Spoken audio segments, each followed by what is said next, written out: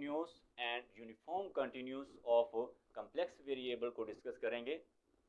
सबसे पहले तो हम इनकी डेफिनेशन देखेंगे, देन स्टूडेंट हम इनसे रिलेटेड जो इम्पोर्टेंट एग्जांपल और इम्पोर्टेंट जो रिजल्ट्स हैं उनको आज हम डिस्कस करेंगे। तो आज का लेक्चर बहुत ही इम्पोर्टेंट होने वाला है। तो सबसे पहले हम देखते हैं कि हमारे पास जो डेफिनेशन है कंटिन्यूस फंक्शन की वो क्या है student. So let's start.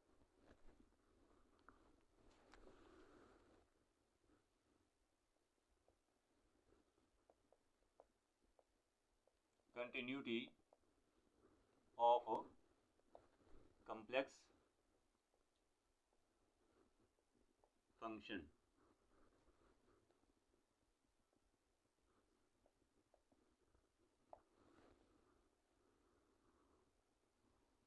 Right, सबसे पहले स्टूडेंट हम इसकी डेफिनेशन देखते हैं कंटिन्यूटी ऑफ कम्प्लेक्स फंक्शन की। स्टूडेंट हमारे पास डेफिनेशन है continuity of complex function.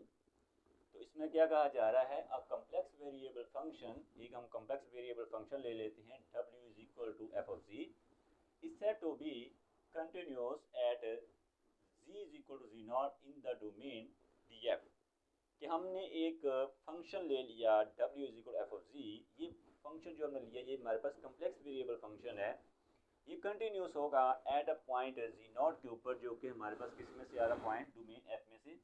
If the limit जो हमने ली है limit f of z where z approach to z naught is equal to f of z, तो जब हमारे पास इसके अंदर ये लिमिट एग्जिस्ट कर रही हो, और इसी को अगर हम इन डेल्टा एप्सिलॉन के अंदर डिफाइन करना चाहें, वो कैसे डिफाइन करेंगे, for any epsilon greater than 0 there exist that greater than 0 such that के f of z minus f of z naught की जो मॉड वैल्यू है लेस देन एप्सिलॉन होनी चाहिए फॉर ऑल z, और इसके बाद z माइनस z नॉट की जो मॉड वैल्यू है ये लेस देन डेल्टा होनी चाहिए। और इसके साथ ये जब तीन कंडीशन जो है इसमें सेटिस्फाई करेंगी तो देन हम इस फंक्शन को कंटिन्यूस। इसमें हमारे फर्स्ट कंडीशन क्या है कि जो हमारे फंक्शन एफ ऑफ जी है should be defined at a point z is equal to z naught where z naught जो है belong to domain f. Right, यानी इट मीन्स दैट कि जो हमने फंक्शन डिफाइन जो फंक्शन हम लेंगे वो डिफाइन होना चाहिए, उसकी कोई फाइनाइट वैल्यू आनी चाहिए। हमारे पास कंडीशन क्या है, the limit of function f of z as z approach to 0 exist, कि उसकी जो लिमिट है फंक्शन के ऊपर जब हम लिमिट अप्लाई करेंगे तो वो लिमिट भी क्या करनी चाहिए, एग्जिस्ट करनी चाहिए। नंबर 3 जो है वो हमारे पास क्या है कि the value and limit agree at z is equal to z naught. It means that कि जो लिमिट आएगी और जो हमारे पास वैल्यू आएगी फंक्शन की वो हमारे पास क्या होनी चाहिए, सेम होने चाहिए। if all these three conditions are satisfied then f of z is said to be continuous at z is equal to z naught if any one of the above condition is violated। right, यानी कि इसमें से कोई सी भी ऐसी condition जो है वो सेटिस्फाई नहीं होती तो देन फंक्शन को हम किसका नाम देंगे, discontinuous at z is equal to z naught। तो ये स्टूडेंट हमारे पास डेफिनेशन है किसकी, कंटिन्यूस फंक्शन की, जिसमें क्या कहा जा रहा है जो है, ठीक है, कोई भी फंक्शन जो है वो कंटिन्यूस होगा एट पॉइंट, किसी पॉइंट ले रहे जो कि हम डोमेन में से ले रहे हैं जी नॉट के ऊपर, अगर उसके अंदर ये तीन कंडीशन सेटिस्फाई हो। पहली कंडीशन क्या है कि जो हम फंक्शन ले रहे हैं वो डिफाइन होना चाहिए, उस पॉइंट के ऊपर फंक्शन जो है वो डिफाइन होना चाहिए। दूसरा जो हमारे पास कंडीशन क्या है कि उसकी जो लिमिट है फंक्शन की उस पॉइंट पर एग्जिस्ट करनी चाहिए। तीसरा हमारे पास इस कंडीशन क्या है कि लिमिट और फंक्शन की जो वैल्यू है वो आपस में सेम होनी चाहिए। जब किसी कम्प्लेक्स वेरिएबल फंक्शन के अंदर ये तीन कंडीशन जब सेटिस्फाई होंगी तो देन उस फंक्शन को हम नाम देंगे कि वो फंक्शन कंटिन्यूस है उस डोमेन के उस पॉइंट के ऊपर जो हम लेकर चल रहे हैं जी नॉट। और अगर इनमें से कोई भी एक कंडीशन जो है वो सेटिस्फाई नहीं होती तो देन यही फंक्शन जो होगा वो डिसकंटिन्यूस में चेंज हो जाएगा। तो ये फंक्शन जो होगा फिर डिसकंटिन्यूस होगा उस पॉइंट के ऊपर। राइट, तो ये स्टूडेंट हमारे पास डेफिनेशन है कंटिन्यूस फंक्शन की एट पॉइंट जी नॉट के ऊपर। तो ये तो स्टूडेंट हमारे पास इसकी डेफिनेशन थे।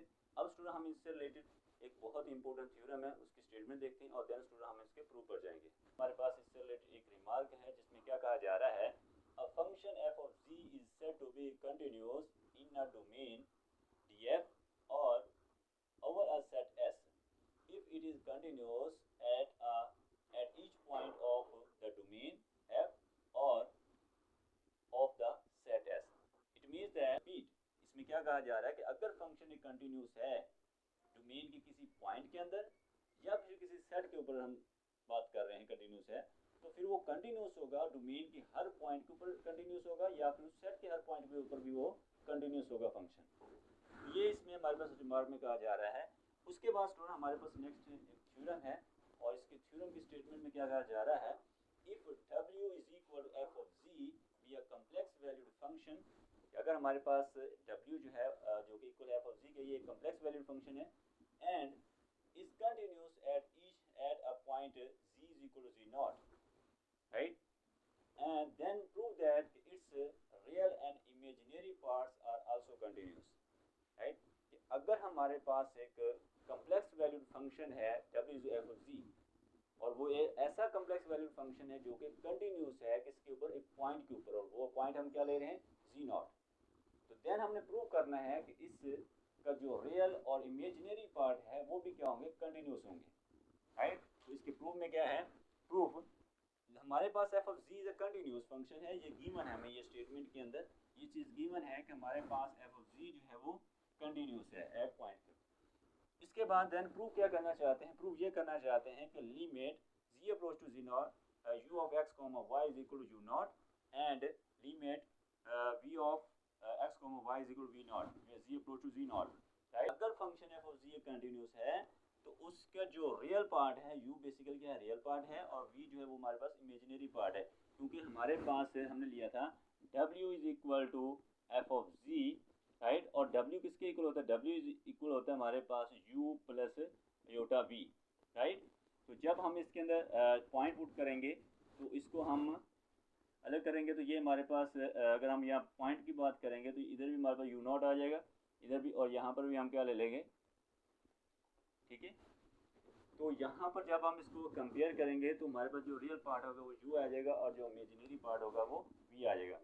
तो इसमें हम प्रूव करना चाहते हैं कि जो हमारे पास रियल पार्ट है, ठीक है, वो भी कंटिन्यूस होगा, और जो इमेजिनरी पार्ट है वो भी कंटिन्यूस होगा। तो उसके लिए हमने as we know that f is continuous, by definition of continuous function की जो भी हमने डिफाइन की है कि mod f of z minus f of z naught की जो मॉड वैल्यू है वो less than epsilon for all z, और उसके बाद z माइनस z नॉट की जो mod value less than delta. ये डेफिनेशन है किसकी, कंटिन्यूस फंक्शन की, जो अभी हमने डिफाइन की स्टूडेंट, राइट? तो इसके बाद स्टूडेंट आप नेक्स्ट देखते हैं वो क्या है स्टूडेंट, बस नेक्स्ट क्या है, नेक्स्ट हमने जो फंक्शन है f of z उसकी हमने वैल्यू जब पुट करेंगे, हमारे पास फंक्शन क्या था, फंक्शन हमारे पास था स्टूडेंट, फंक्शन हमारे पास w is equal f of z हमने लिया हुआ था, राइट? और अगर हम w किसके इक्वल है, w हमारे पास है w is equal to u plus iota v, ठीक है? तो जब हम इनकी वैल्यू पुट करेंगे तो u ऑफ, क्योंकि u और v जो है ये फंक्शन एक्स वाई के, तो हमने इसकी वैल्यू रिप्लेस कर दी। इसी तरह से जब हम f ऑफ z नॉट की वैल्यू पुट करेंगे तो वो हमारे पास क्या आ जाएगा, minus u naught minus iota v naught आ जाएगा, ठीक है, फॉर ऑल z, और इसकी मॉड वैल्यू जो है वो हमारे पास क्या है, z माइनस z नॉट की mod value less than delta. अब यूजिंग द हमारे पास जो इनक्वालिटी है, ठीक है, ये हमने पीछे डिस्कस कर चुके हैं प्रॉपर्टी मॉड की, ठीक है, इसके अकॉर्डिंग हम इसको less than equal to z का मॉड प्लस z2 का मॉड। अब यहाँ पर इसका रियल और इमेजिनरी पार्ट हम सेपरेट करते हैं, तो u वाली टर्म जो है वो हमारे अलग हो जाएंगी और v वाली टर्म जो है वो अलग आ जाएंगे। रियल और इमेजिनरी पार्ट करेंगे तो ये u के साथ क्या आ जाएगा, माइनस यू नॉट आ जाएगा, ठीक है, और लेस देन डेल्टा, और इसी तरह से v के साथ जो है वो v नॉट आ जाएगा, ठीक है। रियल और इमेजिनरी पार्ट सेपरेट करेंगे बाय इक्वेशन 1 एंड 2, ये जो हमारे पास इक्वेशन 1 एंड 2 इसको यूज़ करेंगे तो हमारे पास क्या आ जाएगा, बाय डेफिनेशन जो हमने पीछे डिस्कस की है, तो उसके अकॉर्डिंग लिमिट u की जो वैल्यू है u of x y is equal to u naught आ जाएगा। इसी तरह v की जो वैल्यू है हमारे पास limit v of x y जो है इक्वल टू वी नॉट आ जाएगा, राइट? ये हमने प्रीवियस लेक्चर जो हमारा लिमिट वाला था उसके अंदर ये चीज़ें हम डिस्कस करके आए हैं। तो हैंस प्रूव यहाँ से हमारे पास प्रूव हो जाएगा। हम क्या कह सकते हैं कि जो हमारे पास इसका रियल और इमेजिनरी पार्ट है वो भी क्या है, कंटिन्यूस फंक्शन है, राइट? इट मीन्स दैट कि अगर हमारे पास एक कम्प्लेक्स वैल्यू फंक्शन जो है वो कंटिन्यूस फंक्शन है तो देन उसका रियल और इमेजिनरी पार्ट भी कंटिन्यूस फंक्शन होगा, राइट? तो ये यहाँ पर ये हमने प्रूव कर दिया है। इसके बाद स्टूडेंट हमारे पास अब हम इसकी एग्जांपल देखते हैं, जिसमें हमारे पास फर्स्ट एग्जांपल है discuss the continuity of the function हमें दिया हुआ है f of z is equal to z mod का स्क्वायर, तो z मॉड का स्क्वायर एट z, ठीक है। इस पॉइंट पर हम चेक करेंगे इसकी कंटिन्यूटी।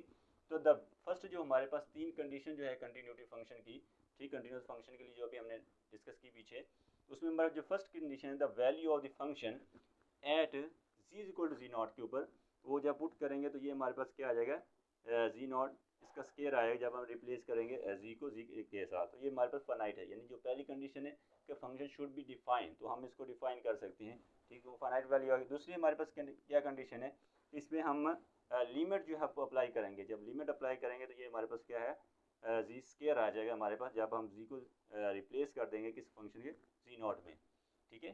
तो ये हमारे पास रिप्लेस, अब limit and value, value function की और लिमिट ये दोनों क्या आ रही है, सेम है।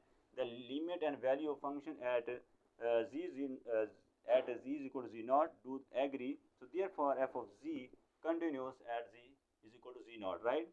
तो यहाँ पर हमने जो कंटिन्यूस फंक्शन की जो तीन प्रॉपर्टीज़ हैं, कि फर्स्ट प्रॉपर्टी जो है जिसके अंदर हमने बताया था कि जो फंक्शन हम ले रहे हैं वो डिफाइन होना चाहिए, तो हमने देखा कि वो हमारे पास डिफाइन है। फिर हमने कहा कि जो हमारे पास लिमिट है, ठीक है, वो हमारे पास क्या होनी चाहिए, शुड एग्जिस्ट करनी चाहिए, तो लिमिट भी एग्जिस्ट करनी चाहिए। फंक्शन की वैल्यू और लिमिट दोनों सेम होने चाहिए, वो भी इसके अंदर लिमिट और फंक्शन की वैल्यू सेम आ रही है, ठीक है। तो यहाँ से हम कह सकते हैं जो हमारा फंक्शन हमने लिया है ये कंटिन्यूस है एट जी नॉट के ऊपर, जो हमने पॉइंट लिया उस पॉइंट पर क्या है, कंटिन्यूस फंक्शन है, राइट। तो ये स्टूडेंट इसकी फर्स्ट एग्जांपल है। अब इससे रिलेटेड जो हमारे पास नेक्स्ट एग्जांपल वो देखते हैं वो क्या है। एग्जांपल है एग्जांपल नंबर 2, इसमें क्या कहा जा रहा है, discuss the continuity of function f of z is equal to e power 1 over z square at z is equal to 0। हमें एक फंक्शन दिया गया है जो कि हमारे पास क्या है, ई की पावर 1 ओवर जी स्क्वायर, और उसकी हमने कंटिन्यूटी चेक करनी है at z is equal to 0 पर। वो कैसे चेक करेंगे कि हमारे पास एज जी अप्रोच टू 0, तो 1 ओवर जी जो है वो हमारे पास किसको अप्रोच करेगा, वो इन्फिनिटी को अप्रोच करेगा, राइट। दैट इज कि अगर हम इसके अंदर रिप्लेस पॉइंट पुट करेंगे तो ये हमारे पास क्या बन जाए, ई की पावर 1 ओवर 0, 0 का स्क्वायर 0 ही होता है, तो यहाँ पर हमारे पास ये किसकी इक्वल है, ई की पावर इनफाइनाइट, और ये किसकी इक्वल है, इन्फिनिटी के। अब यहाँ पर यहाँ से हम कह सकते हैं जो फंक्शन हमने लिया है ये किसको अप्रोच कर रहा है, 0 को अप्रोच कर रहा है। So the value of function is infinite and first condition जो है इज वायलेटेड, देयरफॉर फंक्शन जो है इज डिसकंटिन्यूअस, क्योंकि हमारे पास जो फर्स्ट कंडीशन है वही इसके अंदर सेटिस्फाई नहीं हो रही कि हमारे पास जो वैल्यू है वो जो फंक्शन है वो डिफाइन होना चाहिए, उसके लिए जो वैल्यू है वो फाइनाइट होनी चाहिए फंक्शन की, तो ये यहाँ हमारे पास जो है वो इनफाइनाइट आ रही है, राइट। इसलिए हमारे पास जो कंटिन्यूस की जो फर्स्ट कंडीशन है कंटिन्यूटी की वो इसमें सेटिस्फाई नहीं हो रही, तो यहाँ से हम कहेंगे कि जो हमारा फंक्शन है ये हमारे पास डिसकंटिन्यूस है इस पॉइंट के ऊपर। इसके बाद नेक्स्ट हमारे पास जो एग्जांपल नंबर 3 है, इसमें हमें एक पीस वाइज फंक्शन दिया गया है, तो इसकी हमने कंटिन्यूटी चेक करनी है। Discuss the continuity of function, हमें फंक्शन क्या है, f of z piecewise z square plus 4 over z plus 2 iota, where z is not equal to -2 iota, और दूसरा हमारे पास क्या है, -5 आयोटा, और यहाँ पर हमारे पास जो है जी इज इक्वल -2 आयोटा। तो इसका सोल्यूशन जो है वो हमारे पास जो तीन कंडीशन है कंटिन्यूटी की वही हम इसमें सेटिस्फाई कराने की कोशिश करेंगे। द वैल्यू ऑफ फंक्शन जो है f of z is equal to -5 iota, ये गिवन है जब हम एट पॉइंट -2 लेंगे, 2 आयोटा लेंगे, तो ये हमें गिवन है। उसके बाद हम इसकी लिमिट चेक करेंगे, जब लिमिट अप्लाई करेंगे तो इसको हम लिख सकते हैं जो हमारे पास जी स्क्वायर प्लस 4 को हम लिख सकते हैं जी प्लस 2 आयोटा, और जी -2 आयोटा की फॉर्म में लिख सकते हैं, और हमारे पास जी प्लस 2 आयोटा। अब ये इसे कैंसिल हो जाएगा, जब हम इसको रिप्लेस करेंगे जहाँ पर हम लिमिट पुट करेंगे तो ये आ जाएगा हमारे पास -2 आयोटा जो कि इक्वल आ जाएगा -4 आयोटा, ठीक है। तो इसके बाद एज हमारे पास ये हमने क्या लिमिट है और ये फंक्शन की वैल्यू है, ठीक है। तो लिमिट और फंक्शन जो है की वैल्यू जो है वो हमारे पास इसके अंदर सेम नहीं आ रही, जो कि इसकी थर्ड कंडीशन है कि वैल्यू और लिमिट जो है वो सेम होनी चाहिए। तो यहाँ पर वो वैल्यू जो थर्ड कंडीशन है वो इसके अंदर सेटिस्फाई नहीं हो रही है कि हमारे पास -4 आयोटा आ रहा है इसकी लिमिट, और वैल्यू फंक्शन की वो -5 आयोटा है, राइट। सो यहाँ से कहेंगे कि एफ जो है वो डिसकंटिन्यूस है एट पॉइंट हमें जो दिया गया है z is equal to -2 iota, right. तो ये स्टूडेंट हमारे पास इसकी से रिलेटेड एग्जांपल थी। तो अब स्टूडेंट हमारे पास जो नेक्स्ट डेफिनेशन है वो है यूनिफॉर्म कंटिन्यूस फंक्शन, कि हमारे पास यूनिफॉर्म कंटिन्यूस फंक्शन क्या होता है। सबसे पहले हम इसकी डेफिनेशन देखेंगे, देन स्टूडेंट हम उनसे रिलेटेड जो इंपॉर्टेंट थ्योरम और इंपॉर्टेंट जो एग्जांपल्स हैं उनको डिस्कस करेंगे। तो ये स्टूडेंट हमारे पास डेफिनेशन है यूनिफॉर्म कंटिन्यूस फंक्शन की, जिसमें क्या कहा जा रहा है, a function f of z is said to be uniformly continuous in the domain df। एक फंक्शन जो है जो कि कम्प्लेक्स वैल्यू फंक्शन है, ये यूनिफॉर्म कंटिन्यूस होगा इन डोमेन df के अंदर if for given epsilon greater than 0 there exist delta epsilon greater than 0, जो कि किस पर डिपेंड कर रहा है, एप्सिलॉन पर डिपेंड कर रहा है, such that f of ji minus F of z1 minus F of z2 की जो मॉड वैल्यू है ये लेस देन होगी से एप्सिलॉन से for all z1 z2 belong to z, और इसके बाद z1 माइनस z2 की जो मॉड वैल्यू हो लेस देन डेल्टा होनी चाहिए। तो ये स्टूडेंट हमारे पास डेफिनेशन है यूनिफॉर्म कंटिन्यूस में। अब कंटिन्यूस फंक्शन और यूनिफॉर्म कंटिन्यूस फंक्शन में क्या डिफरेंस है कि यूनिफॉर्म कंटिन्यूस फंक्शन के अंदर स्टूडेंट जो हमारे पास डेल्टा होता है ये डिपेंड कर रहा होता है सिर्फ एप्सिलॉन के ऊपर, लेकिन जब हम कंटिन्यूस फंक्शन की बात करते हैं उसके अंदर जो हमारे पास डेल्टा होता है वो एप्सिलॉन के साथ साथ पॉइंट जो हम ले रहे होते हैं उस पर भी वो डिपेंड कर रहा होता है, राइट। तो ये इनका मेन डिफरेंस है कि जब हम यूनिफॉर्म कंटिन्यूस फंक्शन की बात करते हैं तो इसके अंदर जो हमारे पास डेल्टा होता है वो सिर्फ एप्सिलॉन पर डिपेंड कर रहा होता है, लेकिन जब हम कंटिन्यूस फंक्शन की बात करते हैं उसके अंदर स्टूडेंट हमारे पास डेल्टा जो होता है वो एप्सिलॉन के साथ साथ उस पॉइंट पर भी डिपेंड कर रहा होता है जो उस पर हम कंटिन्यूटी चेक कर रहे होते हैं, राइट। और इसके साथ स्टूडेंट हमारे पास जो हर यूनिफॉर्म कंटिन्यूस फंक्शन होता है वो एक कंटिन्यूस फंक्शन होता है, right. Every uniform continuous function is continuous function, but every continuous function need not to be uniform continuous function, right. कि हमारे पास हर यूनिफॉर्म कंटिन्यूस फंक्शन जो होता है वो एक कंटिन्यूस फंक्शन होता है, लेकिन कंटिन्यूस फंक्शन जो है वो जरूरी नहीं है कि वो यूनिफॉर्म कंटिन्यूस फंक्शन हो, राइट। तो इसके बाद स्टूडेंट हमारे पास इससे रिलेटेड एक एग्जांपल है, ये हमारे पास एग्जांपल जिसमें हमने लेट कर लिया, इसके first example let R consist of the set of all the points z. R हमने एक सेट लिया है जिसके अंदर सारे के सारे पॉइंट किसके हैं, जेड के पॉइंट्स हैं, सच दैट कि हमारे पास इसकी जो वैल्यू है जेड जी मॉड की value less than equal to 1 है। लेट कर लेते हैं इसके साथ जो हमने फंक्शन डिफाइन किया वो जी स्क्वायर हमने फंक्शन ले लिया। Verify that f of z is uniformly continuous on R, कि एफ ऑफ जी जो है वो यूनिफॉर्मली कंटिन्यूस है किसके ऊपर, आर के ऊपर कंटिन्यूस है। तो इसके लिए गिवन हमारे पास क्या है, फंक्शन हमारे पास यही ले लिया f of z equal z square, और ये हमारे पास जो कंडीशन दी हुई है वो हम साथ ले लेंगे। अब जो हमारे पास इसके पॉइंट दो लेंगे और उसके ऊपर अलग अलग कंडीशन पर अप्लाई करेंगे। तो कंसीडर हमने जो कंसीडर है f of z one minus f z हमने कंसीडर कर लिया, और इसमें फंक्शन पुट करेंगे और इसको अलग अलग एक दफ़ा माइनस एक दफ़ा प्लस करेंगे, ए माइनस बी और ए प्लस बी वाला, तो g minus one g one minus g two और g one plus g two आ जाएगा, और इसके ऊपर अलग अलग मोड की प्रॉपर्टी लगा देंगे और यहाँ पे इसको इक्वेशन 1 का नाम देंगे, राइट। बस स्टूडेंट इसका जो रिमेनिंग पार्ट इस प्रूफ का वो देखते हैं वो क्या है। एज जो हमारे पास जी1 मॉड है इसकी वैल्यू जो हमारे पास इंटरवल दिया है उसके अकॉर्डिंग हमारे पास क्या आएगा, लेस देन इक्वल 1 आ जाएगी, इसी तरह जी2 की भी आ जाएगी। अब स्टूडेंट हमारे पास जो कंडीशन है हमने प्रॉपर्टी डिस्कस की हुई है कि हमारे पास G one plus G two mod value जो होती है वो less than equal to G one mod plus G two mod, ठीक है।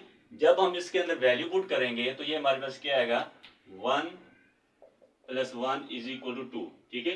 तो जहां पर हमारे पास जी1 प्लस जी2 की मॉड वैल्यू थी उसकी यहाँ पर हमने रिप्लेस कर दिया किसको, 2 को, और यहाँ पर हमारे पास बाकी क्या पीछे हमारे पास जी1 माइनस जी2 की मॉड वैल्यू बच जाएगी, इसको हम इक्वेशन 2 का नाम दे देते हैं।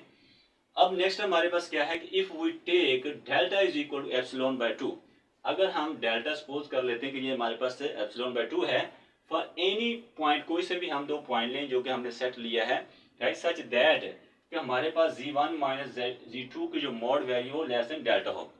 अब इस डेल्टा को ये वैल्यू उठाएंगे और इसके अंदर पुट कर देंगे, तो ये हमारे पास क्या आएगा, 2 एप्सिलॉन आ जाएगा और डेल्टा आ जाएगा। अब डेल्टा की वैल्यू पुट कर देंगे, ये कैंसिल होगा, पीछे एप्सिलॉन बच जाएगा। तो यहाँ से हमारे पास F of ji minus F G one minus F of G two की जो मॉड वैल्यू लेस देन और all G one G two belong to R, और यहाँ पर जो जी1 माइनस जी2 की मॉड वैल्यू वो लेस देन डेल्टा है। और यहाँ से हम कह सकते हैं कि सो फंक्शन जो है एफ ऑफ जी जो कि इक्वल जी स्क्वायर है यूनिफॉर्मली कंटिन्यूस ऑन आर। तो ये हमारे पास फंक्शन जो है वो एक यूनिफॉर्मली कंटिन्यूस है आर के अंदर, राइट। सेकंड एग्जांपल इसमें क्या कहा जा रहा है कि लेट कर लेते हैं कि R be the set of all the points z such that कि हमारे पास जो z की मॉड वैल्यू जो है वो लेस देन इक्वल टू 1 है। लेट कर लेते हैं, इसके साथ हम एक फंक्शन ले लेते हैं जो कि हमारे पास पीस वाइज फंक्शन है। इसमें हमारे पास क्या है 1 माइनस जी मॉड, और जब हमारे पास z की वैल्यू जो है वो लेस देन इक्वल टू 1/2 होगी और लेस देन 1/2, और इसी तरह से जो हमारे पास मॉड z जो है -1, इसकी जब वैल्यू हमारे पास क्या 1/2 less than equal to mod z less than equal to 1, right. तो ये हम इसको चेक करना चाहते हैं, इसकी कंटिन्यूटी, डिस्कस द कंटिन्यूटी। तो अब हम इसका सोल्यूशन देखते हैं। नेक्स्ट वो क्या है स्टूडेंट, जा रहा है कि एज मॉड z की जो वैल्यू है is equal to 1/2 is a point where the value and limit can be determine. ठीक है, कि हमारे पास जो मॉड वैल्यू है 1/2 z की वैल्यू, इस पर हम जो इसकी लिमिट और वैल्यू जो है वो कैलकुलेट कर सकते हैं। So therefore we shall discuss the continuity at point हमारे पास z mod is equal to 1/2। इस पर हम इसकी कंटिन्यूटी चेक करेंगे। अब the value of the function f of z at z is equal to 1/z mod is equal to 1/2। तो जब हमारे फंक्शन जो पीस वाइज है उसकी जो सेकंड पार्ट उसमें पुट करेंगे z मॉड -1, यहाँ पॉइंट जब पुट करेंगे तो ये एलसीएम लेंगे तो ये -1/2 आ जाएगा। द लिमिट, इसका जो हमारे पास जो सेकंड कंडीशन है कंटिन्यूटी की, वो हम लिमिट फाइंड करेंगे। तो limit as z mod value approach to 1/2, जब हम लिमिट पुट करेंगे फंक्शन के अंदर तो ये हमारे पास क्या है 1/2 आ जाएगी। तो यहाँ पर स्टूडेंट हमारे पास जो हमने वैल्यू फाइंड की है वो हमारे पास क्या आ रही है -1/2 आ रही है, लेकिन जो लिमिट आ रही है वो हमारे पास क्या है +1/2 आ रही है। तो यहाँ से हमारे पास limit is not equal to value, right. तो यहाँ से हम कह सकते हैं कि ये जो हमारे पास फंक्शन है ये हमारे पास डिसकंटिन्यूस है एट इस पॉइंट पर 1/2 के ऊपर, राइट। और क्योंकि इसकी जो लिमिट है वो यूनिक नहीं आ रही, राइट। तो यहाँ से हम कह सकते हैं कि ये जो हमारे पास फंक्शन है जो हमने लिया है पीस वाइज फंक्शन, ये हमारे पास एक डिसकंटिन्यूस फंक्शन है। तो स्टूडेंट आज का हमारा लेक्चर था जिसके अंदर स्टूडेंट हमने सबसे पहले कंटिन्यूस फंक्शन को डिफाइन किया, फिर हमने उससे रिलेटेड जो इंपॉर्टेंट थ्योरम था उसको डिस्कस किया, और उससे रिलेटेड जो इंपॉर्टेंट एग्जाम्पल थी उनको डिस्कस किया, और फिर उसके बाद स्टूडेंट हमने यूनिफॉर्म कंटिन्यूस फंक्शन को डिफाइन किया। फिर हमने बताया कि यूनिफॉर्म कंटिन्यूस और कंटिन्यूस फंक्शन में क्या डिफरेंस है। फिर हमने यूनिफॉर्म कंटिन्यूस फंक्शन से रिलेटेड जो इंपॉर्टेंट एग्जाम्पल थी उनको डिस्कस किया। तो ये तो स्टूडेंट आज का हमारा लेक्चर था। इस लेक्चर के अंदर स्टूडेंट आपको कोई भी क्वेश्चन है, कोई भी डाउट है तो आप कमेंट सेक्शन के अंदर स्टूडेंट पूछ सकते हैं। नेक्स्ट लेक्चर के अंदर स्टूडेंट हम कॉम्प्लेक्स एनालिसिस के किसी नए टॉपिक के ऊपर बात करेंगे। So thank you very much for watching this video.